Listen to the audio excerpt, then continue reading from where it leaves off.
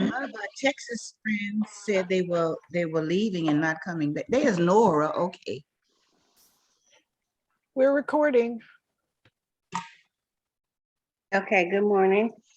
It's 10:01. I'd like to welcome everybody to Erace March 5th edition. I'd like to go over a few things before we get into our discussion. Oh, Nancy, can I say, don't forget, Louise is coming on the land acknowledgement, Is that supposed to be first? whenever you want.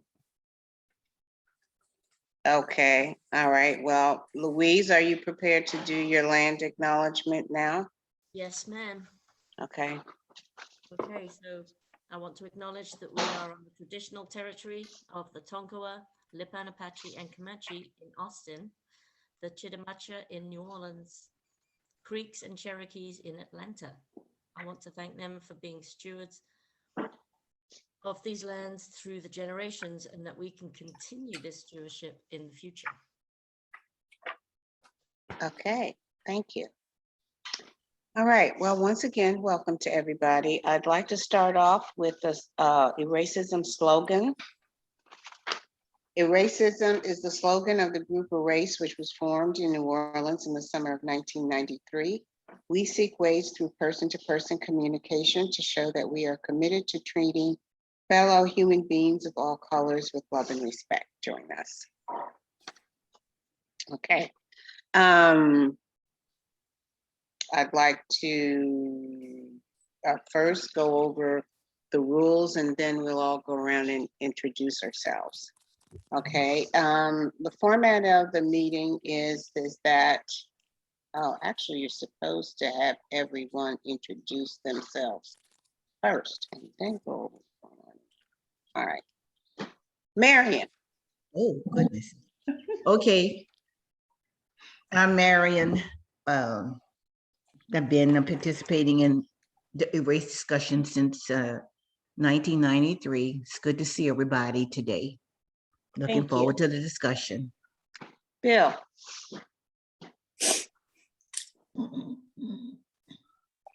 Lives, and I've been coming for 4 or 5 years. I lost track, but before the pandemic, and I learned something new every day.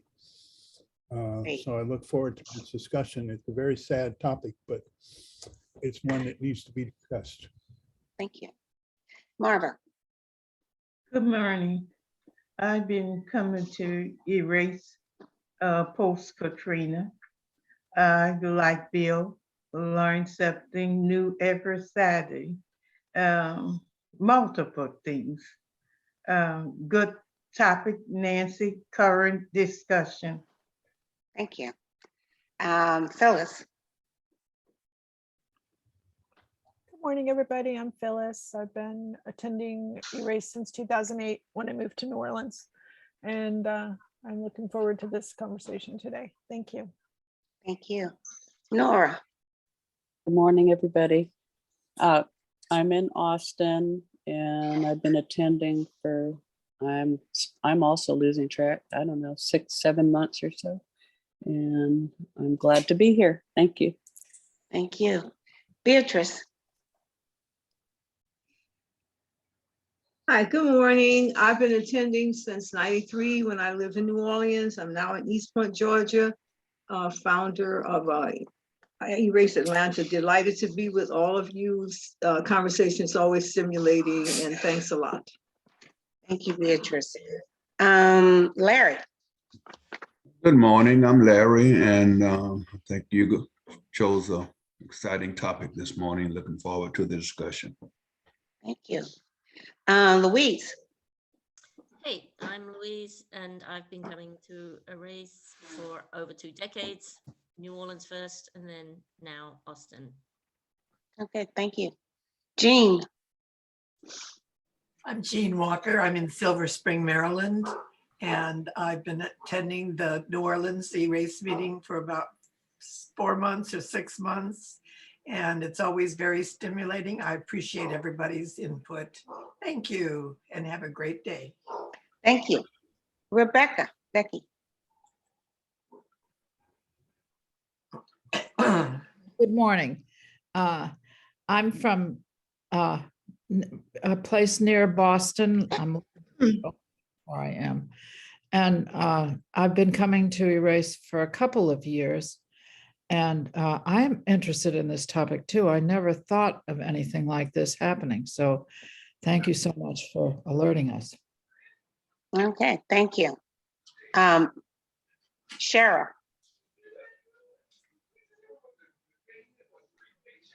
Oh, you have to unmute, Cheryl. Okay, sorry, couldn't find the button. Couldn't make it work. Good morning, everyone. My name is Cheryl, and I live in New Orleans, and I'm happy to be here with you. I've been coming for a while now since we've had COVID, and it's been on Zoom, and was able to join meetings when they were in person at the very beginning of my introduction, I think 2005.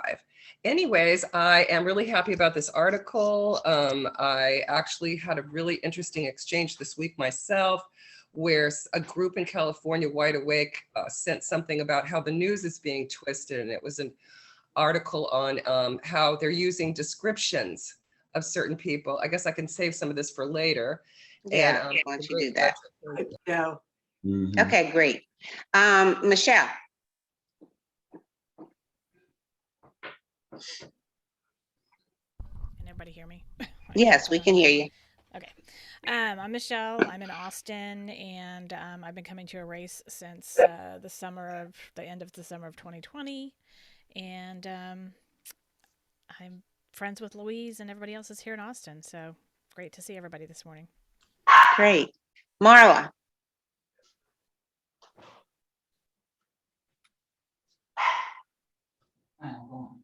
Okay.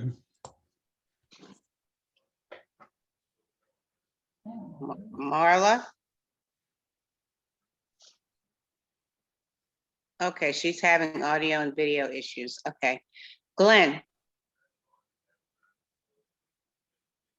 Glenn. His name is Glenn Abdullah, and I live in New Orleans, and been coming to Erace for 28 years. Looking forward to today's topic. All right, thank you. Greer. My name is Greer. I live on Earth, Galaxy Milky Way. Good morning, Brooklyn Comedy this morning. Great topic. Great topic. I love it. Thank you. We have a new person, Joe. Would you like to introduce yourself? Good morning. I'm Joe. I'm on a different laptop this morning and having a little camera trouble, but I'm in Austin, Texas. And I think this is like my third session. I missed last week, but very, very interesting topics and group of people. Thank you. Thank you. Okay. And I'm Nancy. I'm located in New Orleans, and I've been coming since June of 2007. Okay, I'm going to go over a couple of rules and some housekeeping before we get started. First of all, if everyone would mute themselves, excuse me, unless they're speaking, that would be great, so we don't hear any background noises. Okay. First of all, we go in order of the list. Raise one finger to get on the list, okay? We take turns, we speak in order of the list. Please keep your comments to roughly about 2 minutes. We do not interrupt the speaker. I said mute yourself so that you can turn off any background noises. Unfortunately, I am dog sitting today, and you may hear some barking going on. In the Background noises? Yeah, background, unfortunately, unless I gabapentin, I can't turn that off. Okay, you can ask a clarifying question of the speaker. You raise 2 fingers. A clarifying question is, I did not understand what you meant when you said, or could you please clarify what you meant when you said? Okay. If you want to make a commentary, please put yourself on the list. We will continue. Oh, no profanity. Yeah, safety atmosphere, no personal attacks. With 15 minutes before we end, everybody gets a chance to give their final thoughts, please keep that to a minute. And if you haven't spoken throughout the meeting, you can take the full 2 minutes. And it is okay to pass if you have no final thoughts, okay? And then the reason that I brought the topic, well, it's current. And also, during the discussion, if we can kind of steer the conversation as towards, I found these articles, and I found quite a few articles on the internet, okay? But I haven't heard anything about this except this morning for about 15 seconds on ABC. I haven't heard anything, not a peep, about this on mainstream television, either on cable networks, the national networks, ABC, CBS, NBC. I haven't heard anything. And I've listened to MSNBC. I've seen articles on the internet from MSNBC, from MSN, and from CNN, but nothing on television until this morning, where there was like a 15-second blurb about a woman trying to get out of Ukraine. And I think she was going to Nigeria. Anyway, but it wasn't very long, and it was like that. It was really quick. So if anybody has ideas or thoughts about why this is being kept off mainstream media, I would certainly hope that our discussion could include that. Okay, so with that being said, the list is open. And we can begin. Marva, Marion, anyone else? You put me on, Nancy. Beatrice, okay. Okay, I got Beatrice. There's a lot of people. Thank you. Marva, Marion, Beatrice, Cindy, Becky, Jean, Greer, and Glenn. And Cheryl. Cheryl has her hand up. And Cheryl. Greer, Glenn, Cheryl. Okay. Marva and Bill. I thought the same thing. Limited exposure to racism right in front of your face. I decided the network chose not to give it a lot of airtime because they depended on contributions and donations, and they weren't ready to expose Ukraine. Some people are racist, and not all people. You can hold all the people for racist acts. I even feel badly for the people that's in Russia. All Russians are not bad. The leadership is racist. Money grafting, and that idea of limiting the exposure to racist acts in Ukraine may have been to not to decrease the support. Thank you. Thank you, Marva. Next, we have Marion. I don't mind telling you all, I was furious when I read this, and I thought to myself, well, of all the nerve, and I swore, I was in the room by myself, And if my son and my granddaughter had heard me, I'm sure they would have come in. But I could not believe what I was reading. I said, you mean to tell me that you are going to show your racism toward these people who are strangers in a strange land? Those rockets and bombs don't know what color they're striking. And it was my understanding that people of color were put off the train. I said, what is wrong with these people? Do you realize these are human beings just like you, and they want to live just like you? So I have a very negative attitude.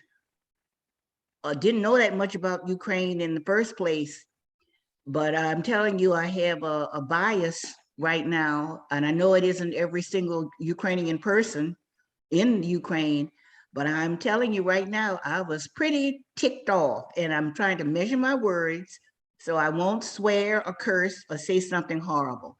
But I just thought it was just outrageous.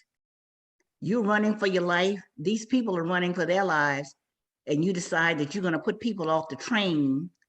Then when I heard that young Nigerian woman say, oh, the white people first, I said, well, I'll be whatever. You're going to discriminate against people, and everybody's life is in jeopardy. So I'm trying to hold it together right now, but it's been a long time since I've been this angry and disgusted with members of the human race. Okay, thank you, Marion. Next we have Beatrice. Yeah, I did hear on 1A, now this was on the radio, so NPR, a conversation about this issue. And it is very concerning, and it is concerning that no matter how dire circumstances can be, people can other people who are of darker hue. We're gonna be placed to the back of the line, taken off the bus. I've just been reading some statements, however, by the African Union, the General Assembly, others either saying that this just should not happen, all countries ought to be respected, international law should be respected, people should not be treated differently. And then there's people who are in charge at the border saying this is not happening as usual. You're going to have people saying this is not so, but there are individual accounts that it is so, that people are either being put to the back of the line, having to wait 24 hours or taken off buses and told, one person said, he was asked, why are you going to Poland? Where are you going? And this was an African student, he was taken off.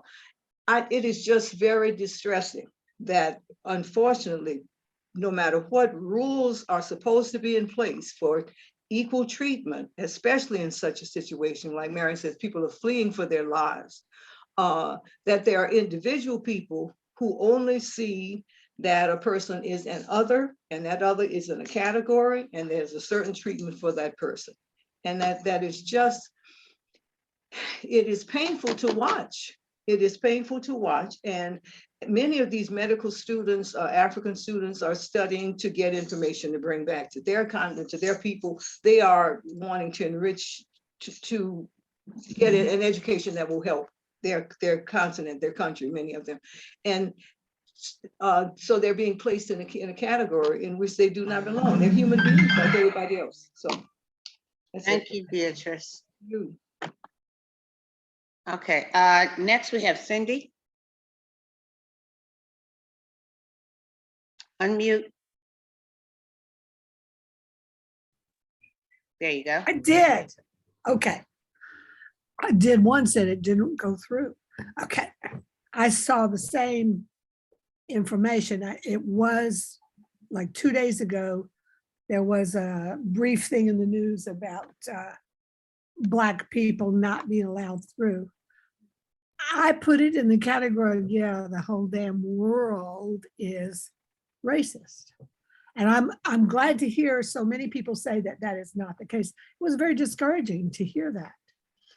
because we all need to be respected, regardless of the color of our skin. So maybe it wasn't very widespread, I hope, but it still happened. I think it's very sad. Enough. Okay, thank you, Cindy. Next we have Becky. Thank you. It's terrible, and I Louise. wonder if there's I wonder if there's something that we can, some way we can speak out, or I noticed that one group raised money and got through. I don't know why, they didn't say why they raised money or who they gave the money to, that I could figure out when I went back and looked at it. But I don't, it shouldn't be money.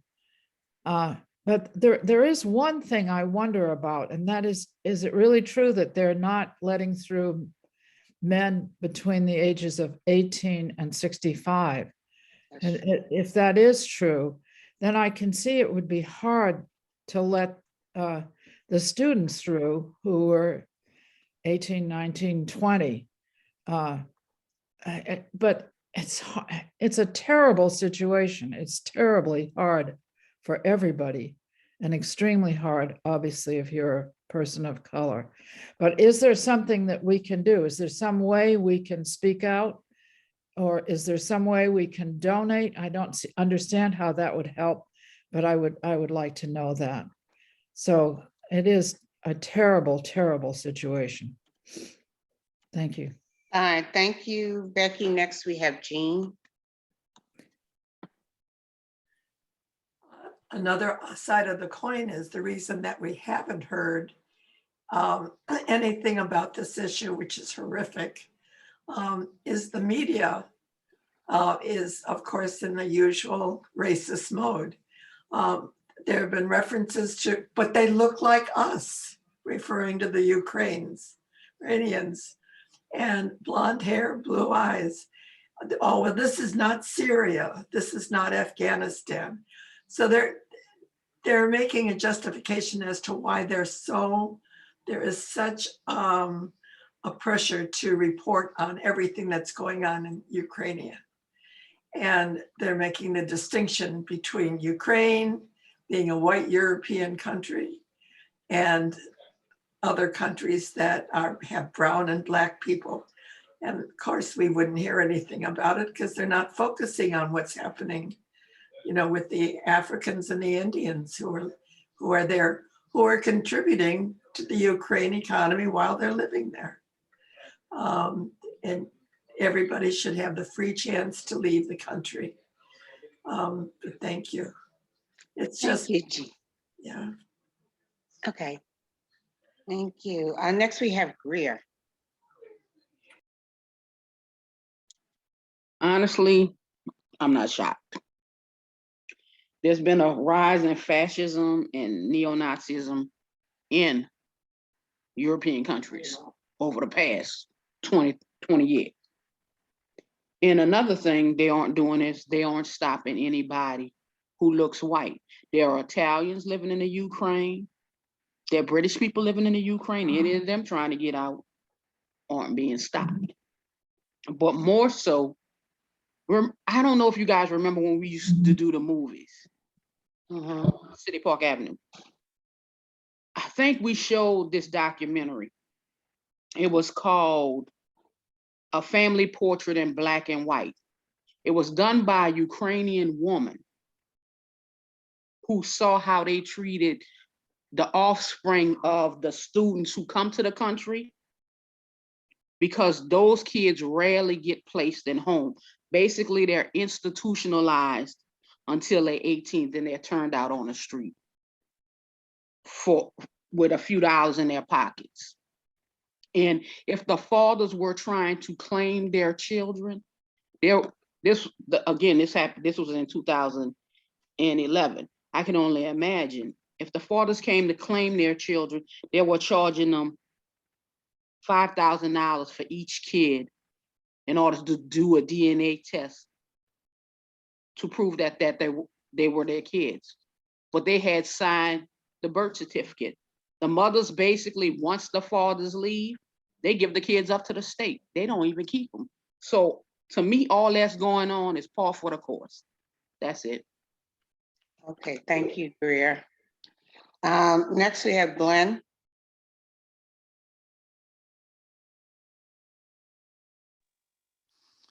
Well, I did see on the national news, CBS Evening News with Nora O'Donnell. She did a story on it about that discrimination.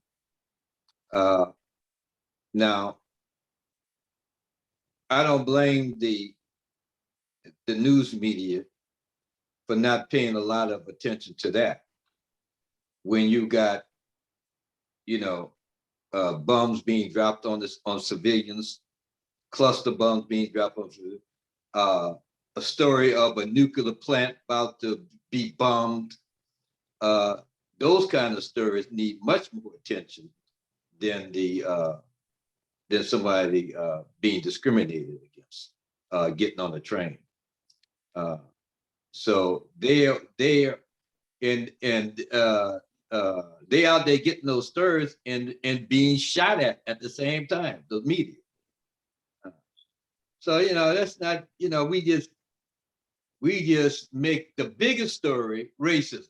The biggest story is not racist. The biggest story is bombs being dropped on apartment buildings, on children. That is the biggest story. That's that type of survival, that type of fear. That's all I have to say. Okay, I have a clarifying question from Greer. Are you a clarifying question? No, I'm just to get on the list. Okay, Larry has a clarifying question. Yeah, yes, I'd like to know from Glenn, does he not think it need to be in the news how these Africans and Asians and others are not allowed to leave Ukraine? Is that not significant? And put me on the list too. Okay. When you look at it, I just saw on what Nancy showed up that these Africans, they caught a bus to get to a different place. I've seen on the news where they had women trying to leave, Ukrainian citizens were not able to leave on the train. They just gave up trying to get out on the train. It just was no space and not enough train for the demand of the people trying to leave the cities that were being bombed. The only Ukrainian women couldn't get out. So, like I said, we make racism the biggest picture, but there's more to the picture than just racism. Marion has a clarifying. Don't you think there's a difference between deliberately being told to get off the bus or the train? You're a person of color and you've gotten on the bus or the train, and then the conductor or whoever tells you to get off, and then a Ukrainian person is allowed to take that space where you were removed. I think it is a difference, because that person of color, don't you think that person of color is still a human being and deserves to have his or her life saved? Certainly, but charity starts at home first, then it sprays out. I don't understand what about charity. Okay, I don't get it. All right, let's move on. Cheryl is next. Thank you, moderator. So I did a quick search. The Times did an article on the 1st. The LA Times did an article on the 2nd. NPR did one on the 3rd.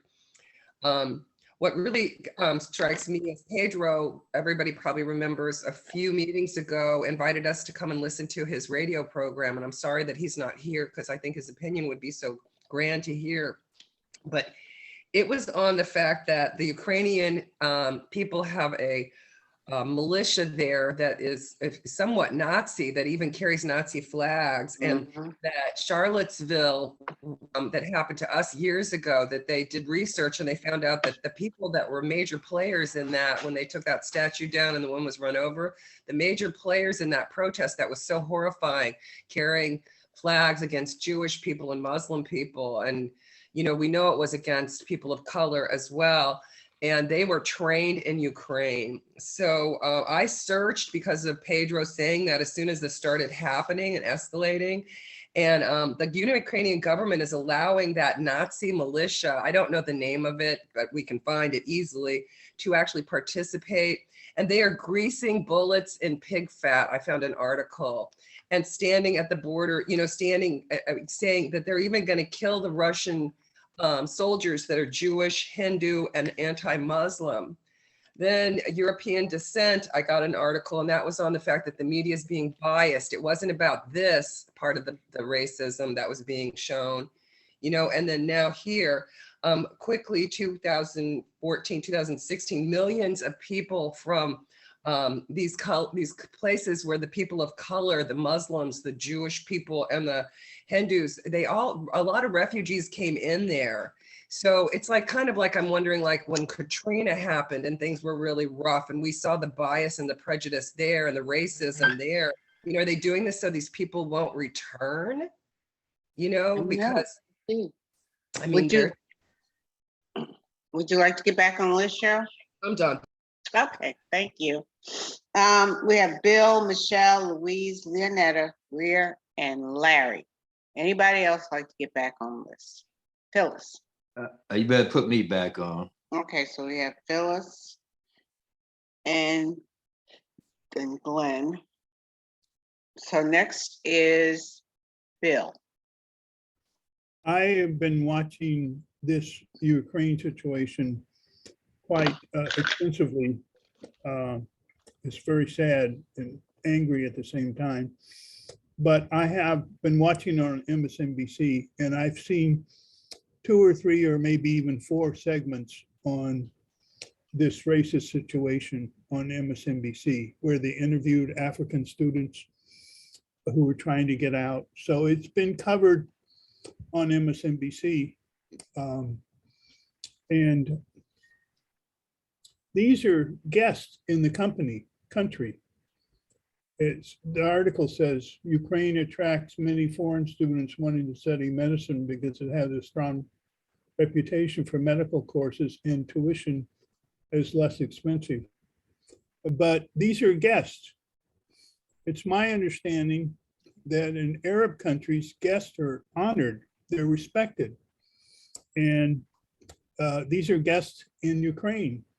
They're not coming to take jobs away. They're coming to study medicine and go back to their own country to convey that what they learned for the benefit of their own country. And they're bringing outside money to Ukraine. So they should be treated as guests. And I'm just devastated and sad by this happening because I have a lot of support for the Ukrainian people and their fight for democracy against Putin.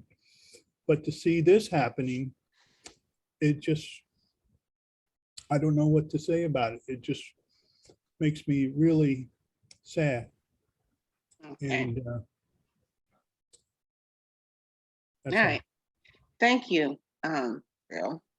Next we have Michelle.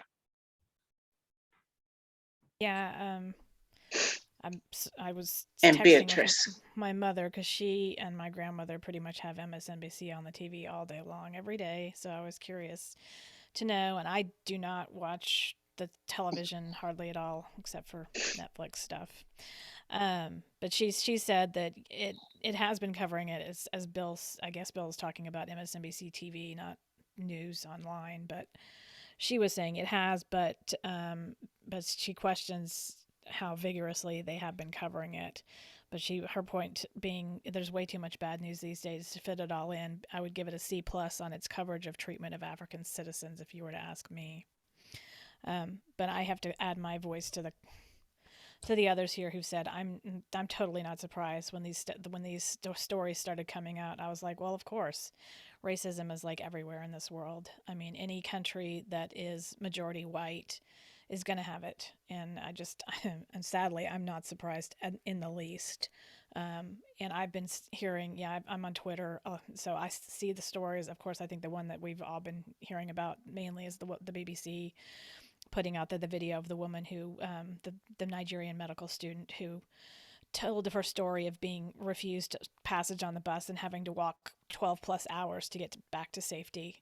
So, I saw her account, and of course that's followed into others that I've been hearing about. So it's unfortunately, I'm not surprised in the least bit.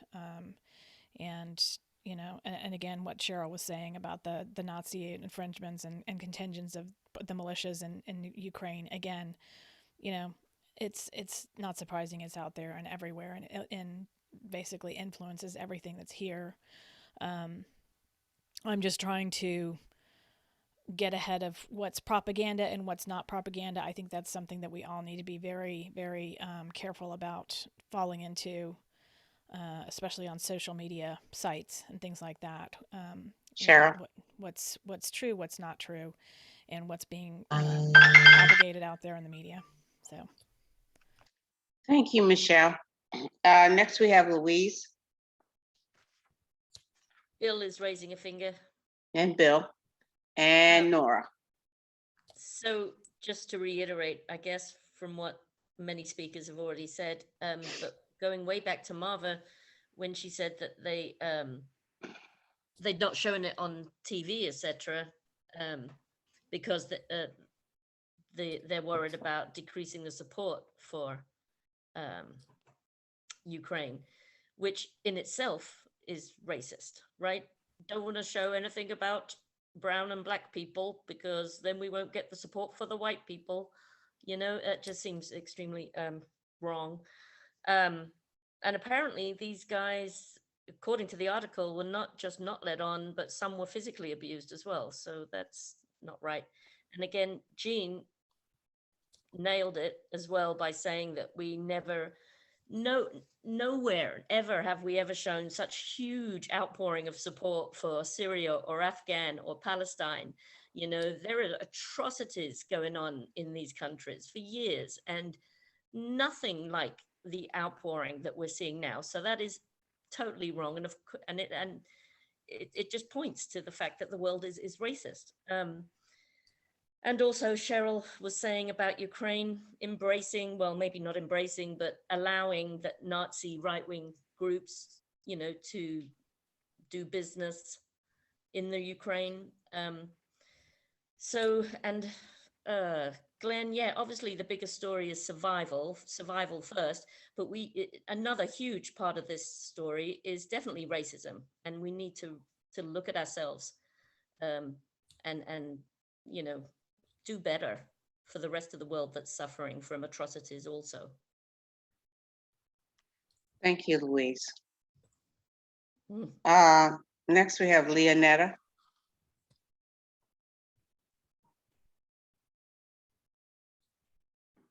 Good morning, everybody. First of all, I wanted to let y'all know my dad's still in the hospital. I just wanted to say that I was not surprised when I got this article that happened, and I'm very upset. And then I got mad because the United States had been telling the Ukrainian people that this war was coming, and why Nigeria, these countries where these students came from, why they didn't take their students out. They know this country is the way it is, that there was a possibility that what happened to them would happen, and these students should have been taken care of by their countries. And that upsets me too, that they would have to be subjected to this. Can you imagine walking 12 hours in below zero with no, I just can't understand it. Why these students were left like that by their countries, and even the universities, because they're young adults, and this should have been taken care of better by people who knew better. And I'm hoping, everybody, that this was the individual persons and not the policy by the country, because in every group there's always one or two that act a certain way. And because the country is saying, oh no, we're not racist, we're not I'm hoping that maybe that might be true, but I don't think so because of the history of this country. Is that the end of my time? You got 15 seconds. Okay. I just feel sorry about what's going on over there. And I do agree with what everybody else was saying, that this is the amount of attention that's being paid for this story is just off the charts compared to what happens in countries that are in Africa or in Asia. All right, thank you, Leonetta. Next we have Greer.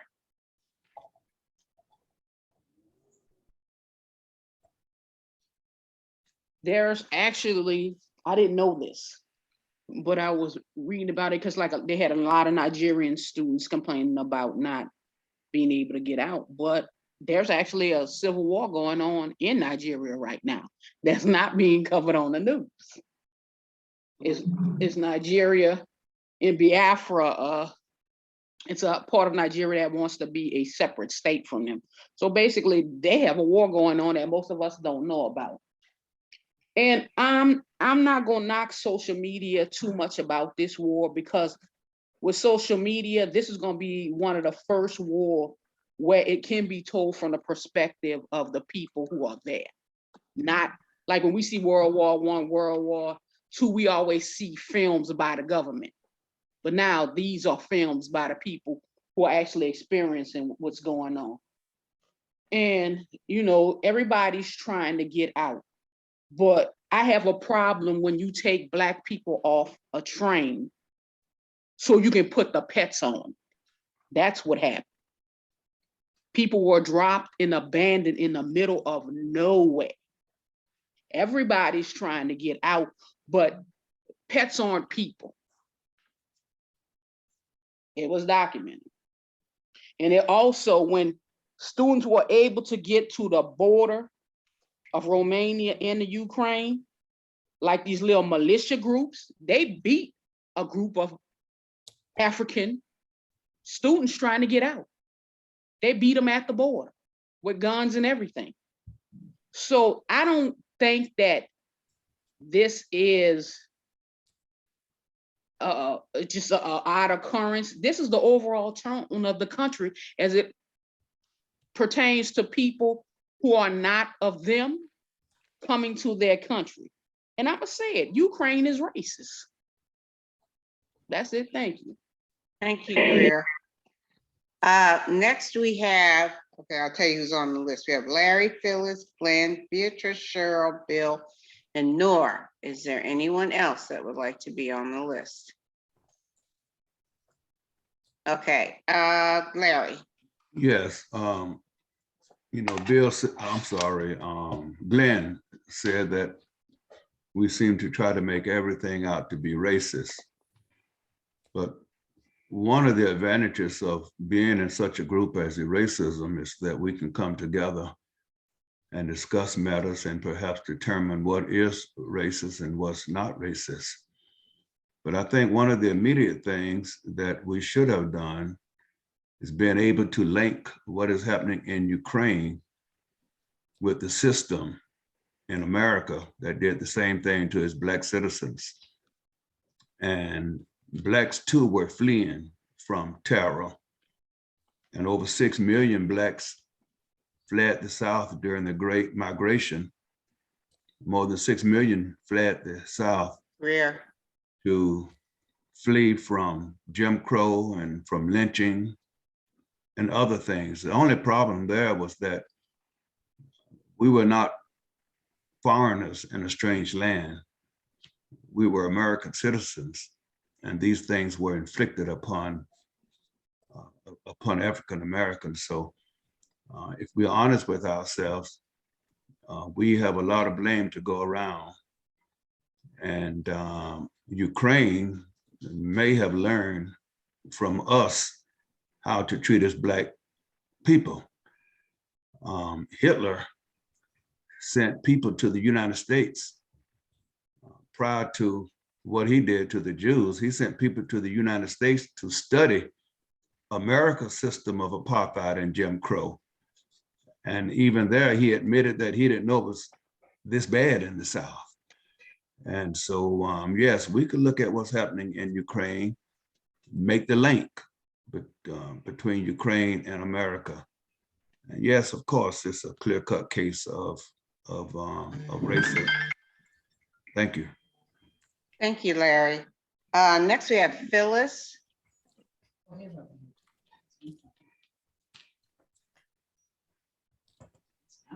You can go. Go ahead. Okay. I just want to address this statement that Glenn made, charity begins at home. That is a proverb, and it has no basis in any of the three major Abrahamic traditions, Christianity, Judaism, or Islam, where the teachings are actually to take care of everybody and save whatever life you can save. So I think, I work at a hospital here with lots of students who are from other countries, and they put time in at the hospitals and take care of sick people in the United States, even if some of them stay here, are already citizens, some are not, and then some might go back to some other country. So especially for it to be medical students that are being rejected, it seems contra common sense when the people are there to help your citizens. And it doesn't surprise me, and I do think some of the hesitancy to really talk about it is because we're trying to support Ukraine and we don't want Ukrainians to look like bad people.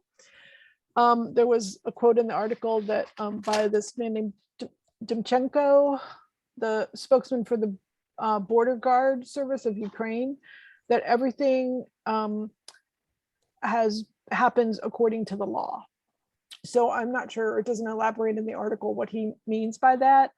But it seems like if their law is that the white people get out first, they need to fix their laws. And then the statement or the question about if men are being kept back between the ages of 18 and 65, I don't know if that's true, but you cannot expect people who are not citizens of your country to stay behind to fight a war for you. That is an unrealistic expectation. That's all. Thanks. Thank you, Phyllis. Next we have on the list now, Glenn, Beatrice, Cheryl, Bill, Nora, Greer, and Pedro. Anyone else? Glenn. Okay, for as charity starts at home, yes, it does. And when the prophet of Islam migrated, because he was being persecuted, migrated to Medina, Medinas were taking care of him and his followers better than they was taking care of their own family. The prophet told them they had to stop that. Their family came first. And that's with any in your, that is, nobody's got to even teach you that in a religion, that your family comes first. Now,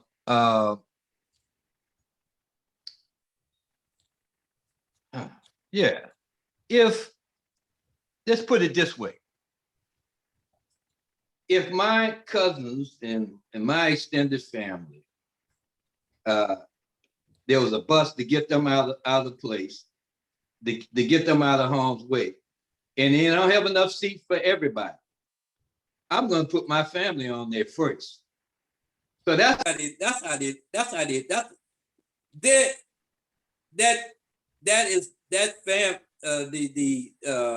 at that as their family, and mostly they're evacuating the women. Right, the young men cannot leave. The young men and somebody up to the age of 60 could not leave. They were evacuating women. They are women. And like I said before, Some of the women could not even board the train because they didn't have any room for them. Waited 8 hours to get on a train and couldn't get on the train. You know, so there's a shortage of transportation getting out. So, so like I said, but certainly, you know, racism is involved. Racism is involved also. But like I said, but family comes first. Thank you, Glenn. We have Beatrice next. I'm just thinking and hoping that these students have not been othered the whole time that they've been there. And that the generational trauma that they may have experienced either in their home countries from which they came and during the time that they've been in Ukraine as students, that they have not, that this is just something so, that what is happening to them now in terms of being taken off trains, not being allowed to be on trains or having to walk miles and being deprived at borders and denied and threatened and abused at borders, that this is an anomaly.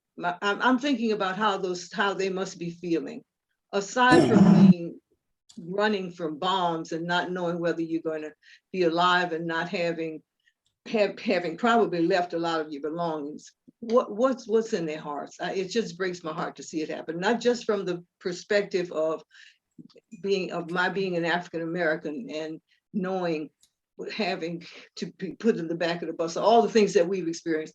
It is just my ardent hope that something will make this right, that either Human Rights Watch or the Ukrainian Human Rights or something is going to make it right with them now, and that this trauma does not destroy them. It's just heartbreaking to hear the stories. And you know, I'm listening to what everybody in the conversation has said. It's troubling. It is just troubling and painful. And my hope is that something will happen that will renew these students. That's all. Thank you, Beatrice. Next we have Cheryl.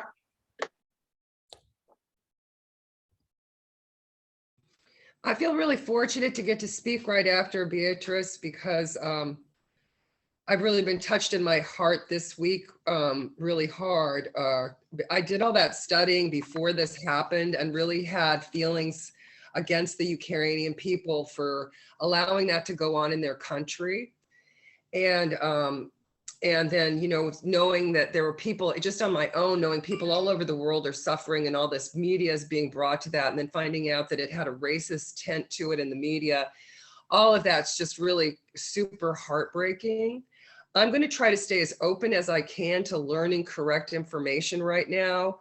I put two things in the chat for you all. One is a Google that is an open document that everyone's invited to use, that's from a Ukrainian woman that reached out. She left her country during the first invasion and came to the United States. I'm imagining she's probably around 20 something to 30. And she reacted to that second one, that crystal ball, how the media is manufacturing consent on Ukraine versus other wars. That's a YouTube video that I posted, and then this woman commented after that we should all be really careful. Now, she wasn't trying to defend, it's just that there's lots of people. My country has racists, and it has some of the kindest, most, has created some of the kindest and most beautiful human beings, Martin Luther King, for example. And I just think that there's all kinds of people there. My prayers right now are that we will learn from being able to be exposed to this racism in Russia, that the good people will come together and we will ask more questions why more of the disasters in the world and how the climate change is causing such starvation in this world, and we're not doing anything, that we might become more compassionate. Thank you, Cheryl. Next we have Bill. Yeah, I just want to be clear. I didn't mention this the last time. I'm not surprised by this. Every time you turn over a rock, you find racism. And Larry was correct and said, we say everything is racist because it is.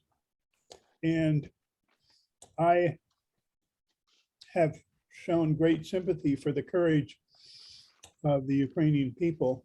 I don't think because there are neo-Nazi groups training in Ukraine that that's all the Ukrainians. We have neo-Nazi groups training in the United States. So I wouldn't say all Ukrainians are racist, but I think the coverage of this is racist because Putin first tried these tactics in Syria, and then he did it in Chechnya, which is also a Muslim country.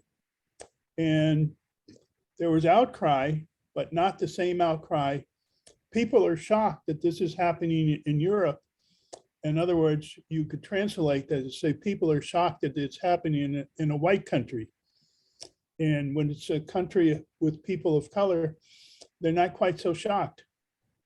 They're not quite as outraged. It's like in the United States, if a woman is missing and she has clarifying. Yeah, she has white hair, blonde hair and white skin, it's a big deal. But if an African-American woman is missing, it doesn't get the same coverage. And so, yes, it doesn't excuse what Putin's doing, but it's not surprising because it's predominant. Okay. I'll be happy to answer the clarifying questions from Okay, Glenn and Larry. Yeah, first we have Glenn and then we have Larry. Phyllis, do you want to be on the list? No, I was waving goodbye to Jean. Oh, okay. Goodbye to Jean. And Pedro, you're on the list. Is that? Okay. Did Larry have a clarifying question? Yeah, but I was Glenn asking, did- Glenn- Pedro had his finger up. So I was asking him, he's already on the list. Okay, Glenn. Yeah, man. What's your name? Bill. Bill? Bill, yeah, I could get it. Yeah, Bill, well, isn't Chechnya a white country? Yeah, but it's a Muslim country, is my understanding. I could be wrong on that. But Yeah, it's a Muslim country, but they're white people. yeah, I understand. You're right. But there was not such an outcry in Syria for sure when he was leveling Aleppo and destroying, the Russians were bombing hospitals and nurseries in Syria. And yes, the US objected, but there wasn't the same international outcry as what's happening in Ukraine. Okay, thank you. Larry. Larry had clarified. Yes, I need to clarify something Bill said when he said that I said everything is racist. But No, that's that not was Glenn. that's Yeah, not. I'm sorry, I misquoted you. I was quoting Glenn when Glenn said that we try to make everything out to be racist, and I was just clarifying. Thank you. Thank you. Yeah, I did, just to clarify what I tried to mean is every time we look at a topic, we find racism. But thanks for that clarification, Larry. Okay. Next we have Nora.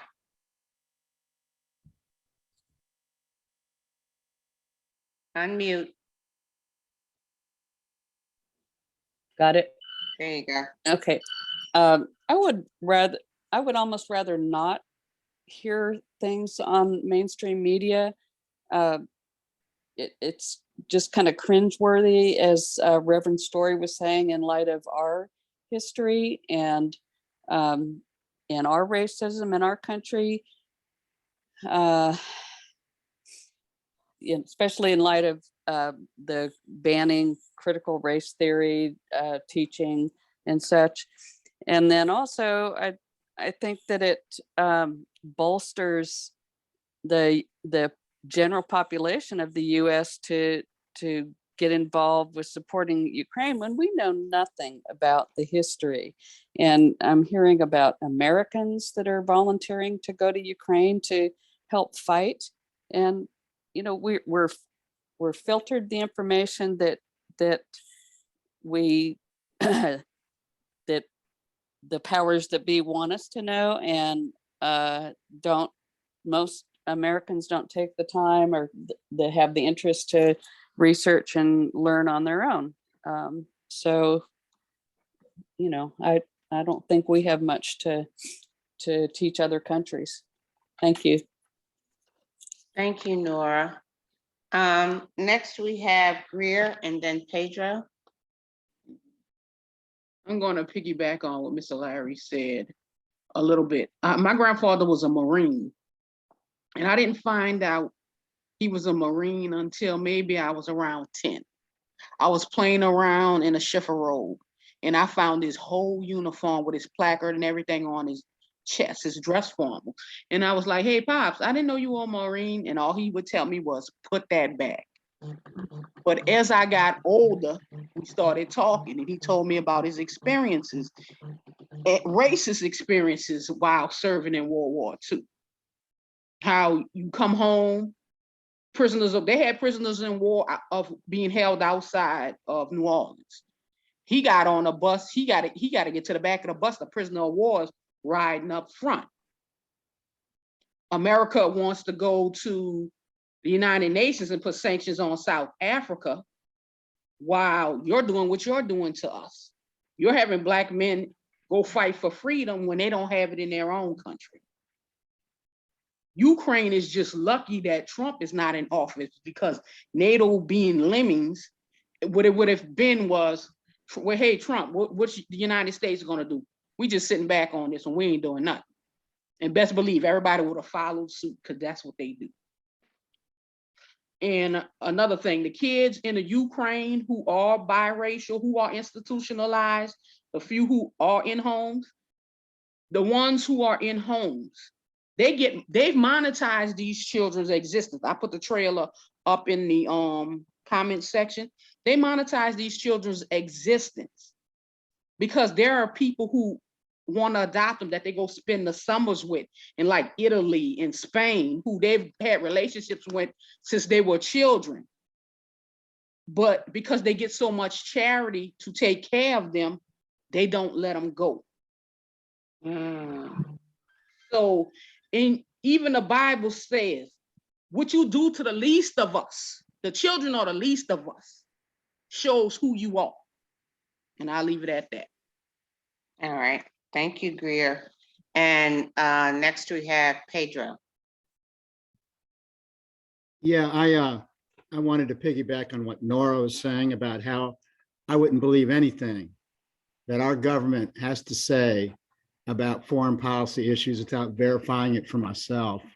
And that's what I do with this program I have. In our feelings on Russia, I've been listening to people express that Russia indiscriminately bombed Idlib or Aleppo. Russia came into the Syria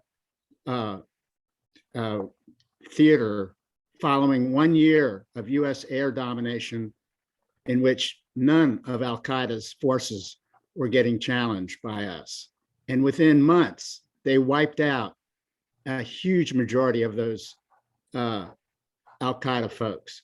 And where did the Al-Qaeda folks go? They went into Idlib and they hunkered down, and as well as Aleppo. That is a propaganda that US just indiscriminately bombed hospitals and schools. Sure, there may have been collateral damage, but their history will show that that's a big myth. And so when we think about Russia and completely not even consider that they had any national security interests that they've been bringing forth for months and months and months and been ignored as NATO moved more and more eastward, all of those things are completely left out. If people want more information about it, I've got a couple of shows with Scott Ritter, the UN inspections weapons inspector back in Iraq that got that right.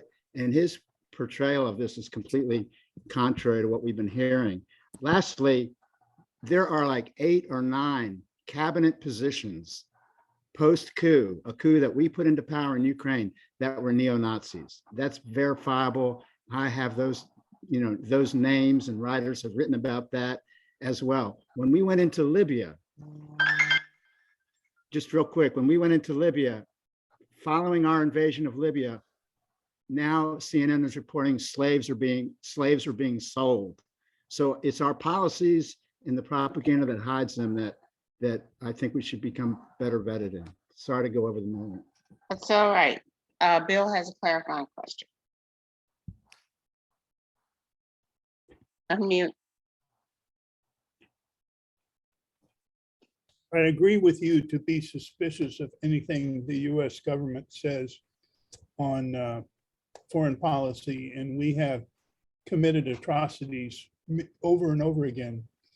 But I have read that Assad was a brutal dictator who murdered his people. Is that propaganda too? I'm not challenging you, I'm just trying to understand. Yeah. No, people like Assad have a history of repression and such, but the actual gas attacks in August of 2013, which John Kerry said with absolute certainty was Assad, guess what? It's now been reported with 96% surety that it was not Assad that did that. It was these terrorist groups. And so what I'm trying to say to you is we'll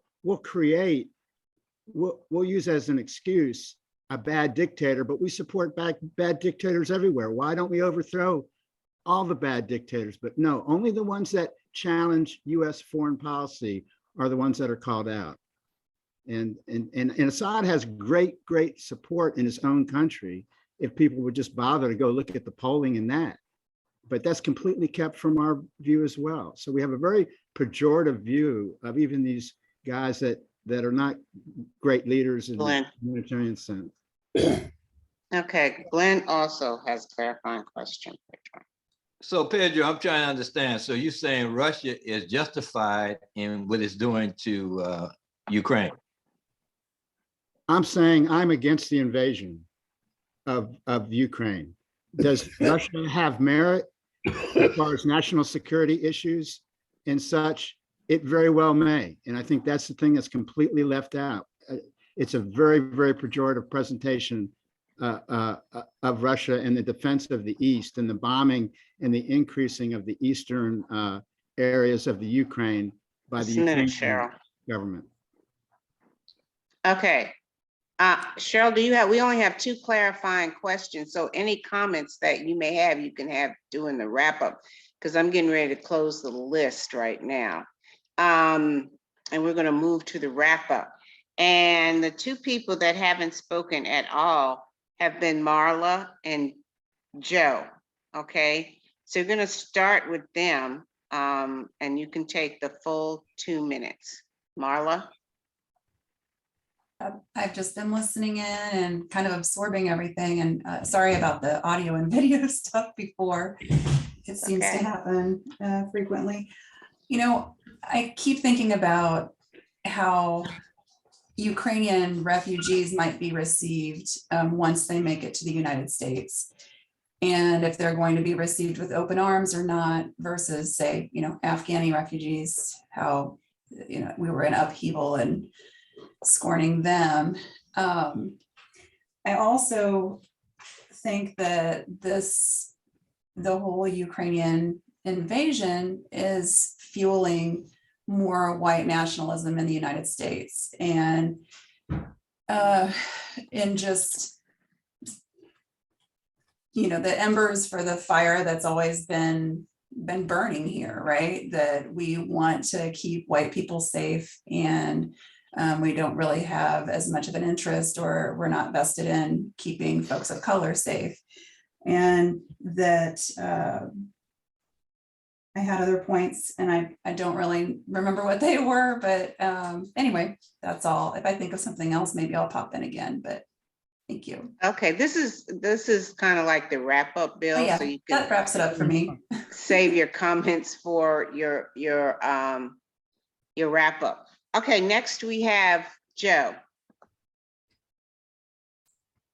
And it's okay to pass if you don't have anything to say. I have struggled since this invasion began with just the general man's inhumanity to man. And my heart and soul are just so heavy from what we're doing. And then when I read this article and I did hear a brief, very brief mention of the way people of color were being turned away or told to wait, and it just deepens the pain. And so I'm struggling between hearing as much as I can hear about it and being educated, and also knowing that there isn't a tremendous amount that I can do. I don't have an action item today for myself or for anyone else to remedy this. But I am listening, and I'm just listening with a very, very heavy heart. Thank you, Joe. Thank you.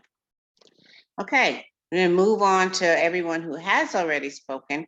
And if you please take a minute with your final thoughts. Marion.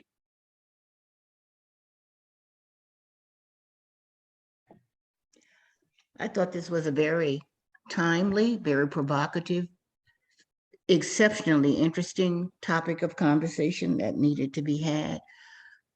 Racism tarnishes everything it touches. Thank you for this very provocative, worthwhile article, Nancy.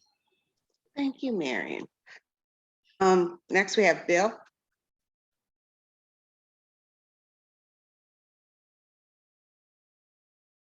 Unmute, Bill. Yeah, it doesn't show it.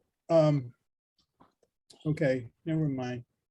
My Facebook photo has me wearing a Black Lives t-shirt, Black Lives Matter t-shirt, and I put the Ukrainian flag little logo icon under that.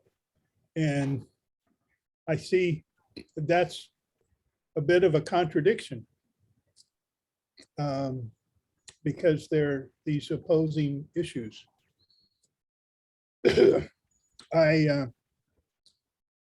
As I said earlier in my comments, every time we look at a subject, we find that there's racism involved, and this is no exception. And it doesn't excuse what the Russians are doing, but it also doesn't excuse what the Russians are doing doesn't excuse the racism by the Ukrainians. I only hope that that's not everyone in Ukraine. I hope that Zelensky is not a racist, but I don't know. So this was very useful discussion, and I thank everybody for participating. Thank you, Bill. Marva. Very timely article in discussion. Have to take pause on my watching the news because it's very stressful and upsetting. I don't think all people anywhere are outright racist. And we have good people in all sections, but the racists outnumber the good people. I look forward to continuing these discussions, and that helps. Bye. Thank you. Thank you, Marva. Phyllis. I second what Joe said. It's hard to watch the bombing of cities and civilian like places where people live, not just government buildings, for instance, or military installations. It's really hard to see that, but we've seen that in other countries too. We see that in Gaza a lot, which also gets me fired up. And I think the United States has a hard time knowing how to be critical of racism, because if we do, we got to look at ourselves too as a government. I'm concerned about the trauma of the individual people. It's interesting. Do we think that should the Ukrainian racists be the last ones to get transit buses? I mean, how are you going to sort them out? So, and Poland, where some of them are going, had a history of not accepting people of color from the Middle East and Africa. So that may have also been playing into what was going on at the Ukrainian-Poland border. I think that the bigger, well, I wanted to end by saying, because I'll forget, that my belief on who is my family is very big and very broad, and it's pretty much anybody around me who needs help. So I'm not gonna push somebody out of the way because they're not like me, or I don't think that they fit a certain mold. And also the issue of the Nigerians and the Indians in Ukraine, some of them are possibly Christians too. So they've got that in common with most Ukrainians. So we got to think about that too. Thanks for the article, Nancy. It was very good topic today. Okay, thank you, Phyllis. Beatrice.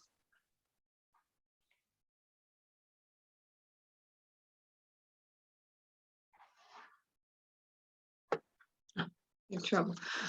Thanks for the conversation and the article. I sometimes really find myself very much overwhelmed. I read New York Times editorials, Washington Post editorials, Miami Herald, our own newspaper, and sometimes just go on a news fast because it's too much.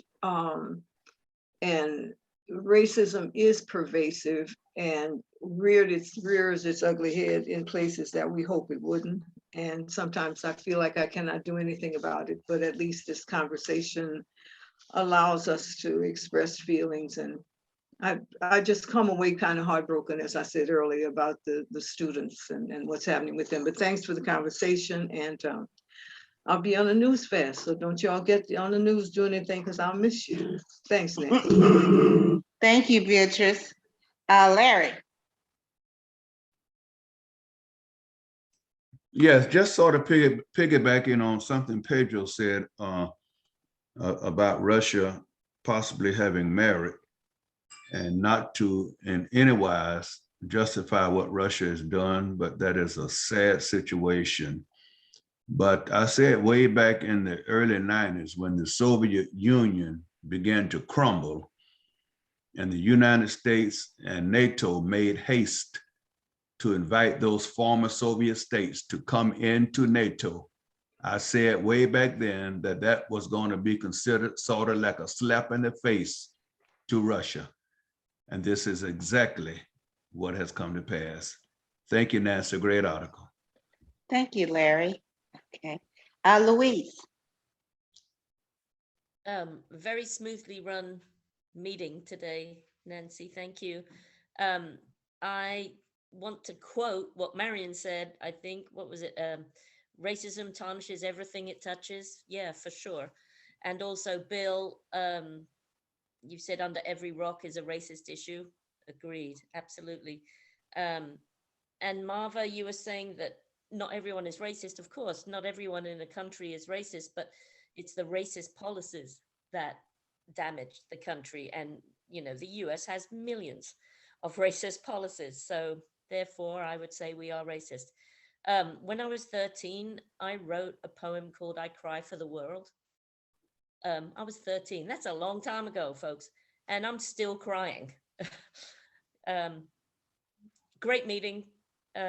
Love you all. Have a great weekend. You too. Thank you, Louise. Becky. Well, great. It's a good topic. and though it's so terribly sad.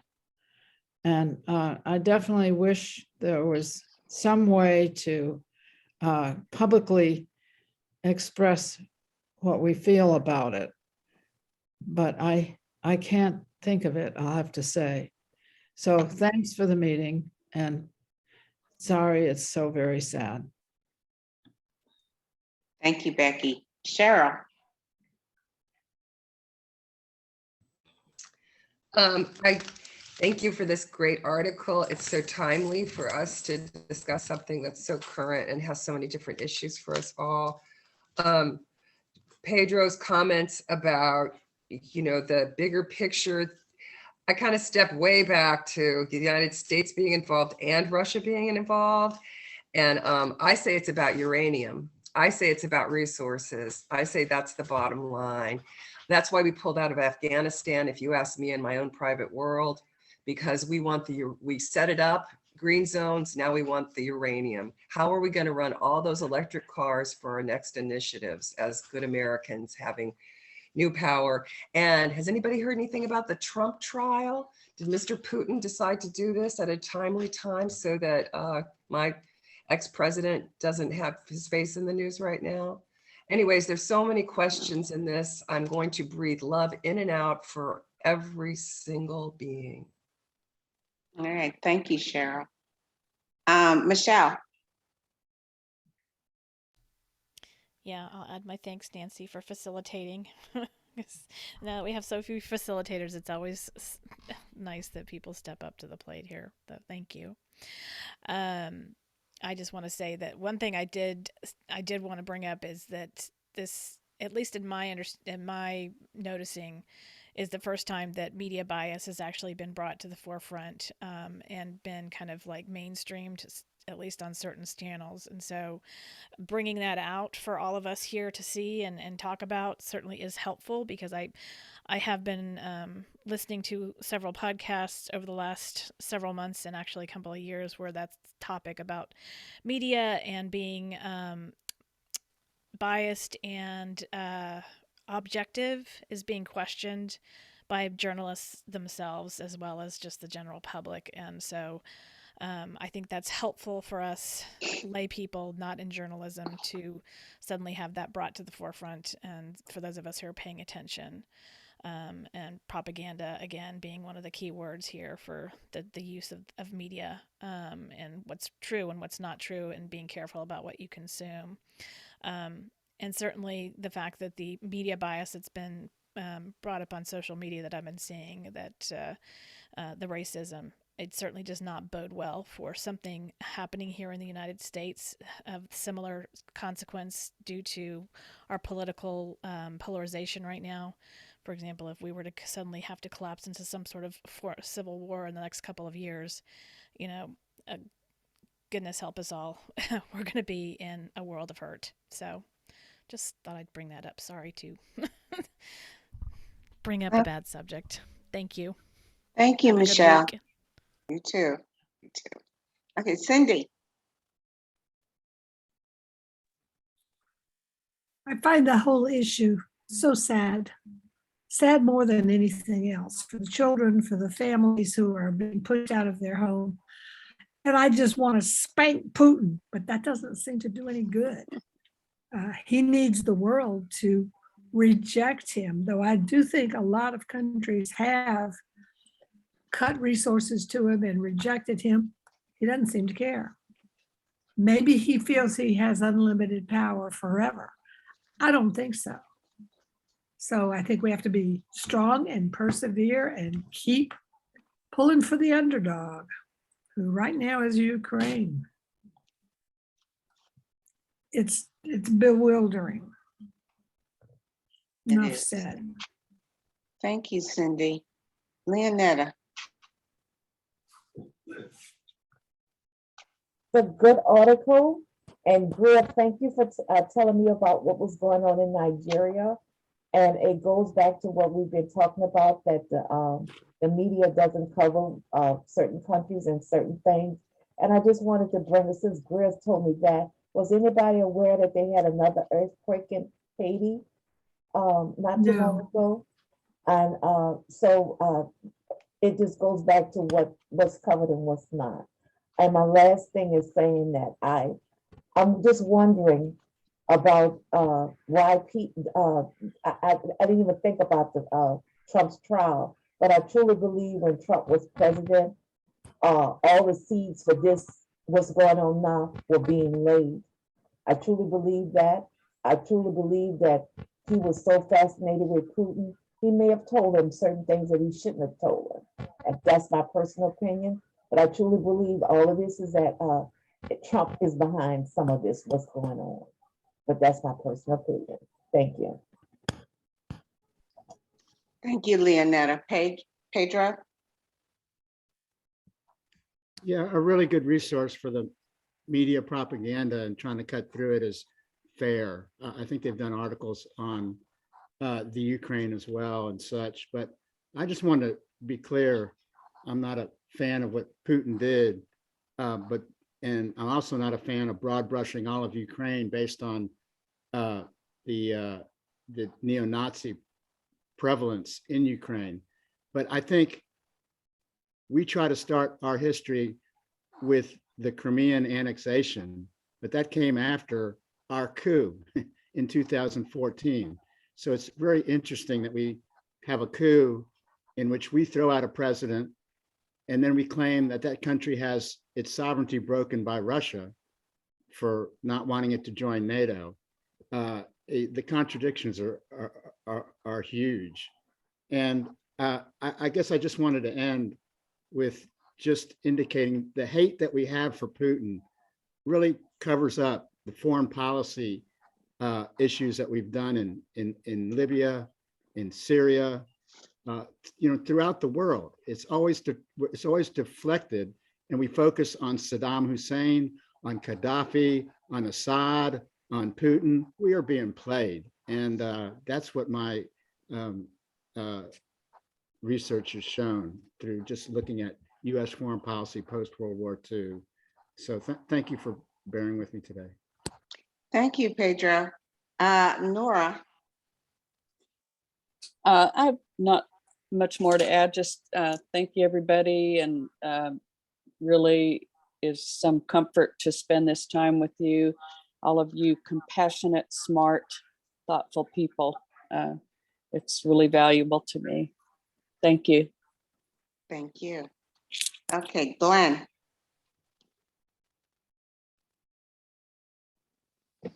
Well, I understand what Pedro's talking about, but like I said, I don't agree with him going in there. Now, what Pedro is talking about is like Canada borders the United States. And if Russia would come in, it would become a client state. Canada would become a client state of Russia, and it would put in a military base, Air Force base in Canada, put 50,000 Russian soldiers in Canada. Do you know that we would make war on Canada for doing such a thing? So Putin looking at you putting American soldiers in Ukraine, making it a part of NATO, and so you putting Russia's enemies right on your border. So that's what he asked them to draw back on making them a NATO country. So that's what he was all inflamed about, but his brutality make the whole world turn against him. That's it. Thank you, Glenn. And last, we have Greer.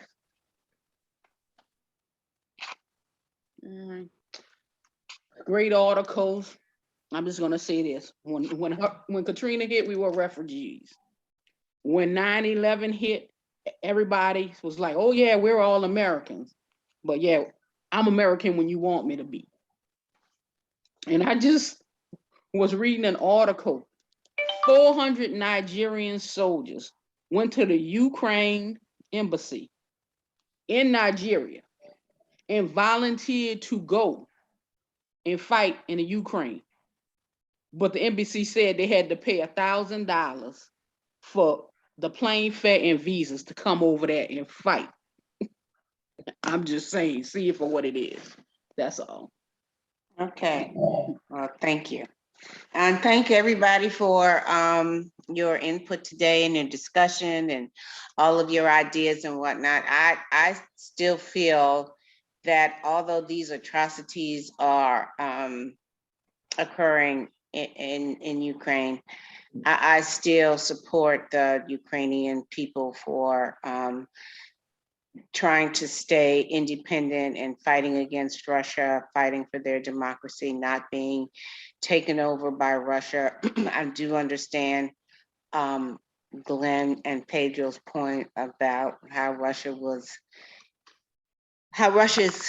Putin is upset about the Ukraine wanting to join NATO. Also that what has been revealed that if Trump had won a second term, he was going to pull out of NATO. That is what I've been told.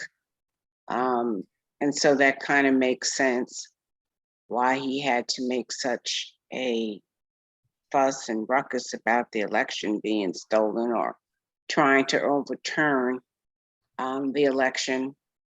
Who knows what kind of deal was made between Putin and Trump. But if he pulled out of NATO, then NATO effectively, that was their big gun, was the United States.